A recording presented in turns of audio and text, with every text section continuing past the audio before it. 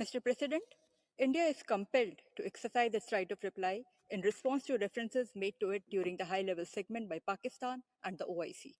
We categorically reject these allegations.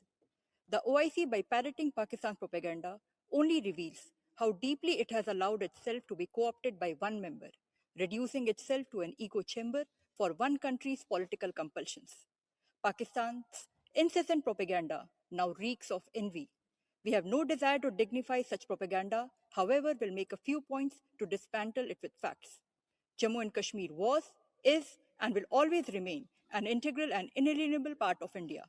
No amount of wishful rhetoric or audacious propaganda by Pakistan can alter the immutable fact that the accession of Jammu and Kashmir to India was completely legal and irrevocable, and in accordance with Indian Independence Act of 1947 and the international law.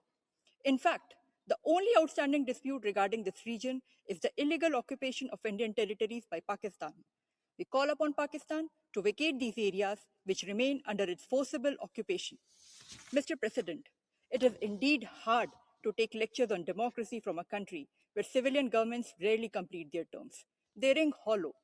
The record voter turnout in general elections and assembly elections in Jammu and Kashmir is a testimony to the fact that people of Jammu and Kashmir have rejected the ideology of terrorism and violence propagated by Pakistan and are surging ahead on the path of development and democracy. Mr. President, if the Chenab Rail Bridge, the world's highest bridge inaugurated in Jammu and Kashmir last year, is fake, then Pakistan must be hallucinating or living in the La La land. Or maybe Pakistan finds it unbelievable that the developmental budget of Jammu and Kashmir is more than double the recent bailout package they sought from the IMF. Mr. President, to conclude, despite Pakistan's efforts to destabilize the region through relentless state sponsored terrorism, Jammu and Kashmir continues to surge ahead, politically, economically, and socially. Pakistan would do well if it focuses on fixing its deepening internal crisis than to mask them with grandstanding at such platform. The world can certainly see through its charade. Thank you.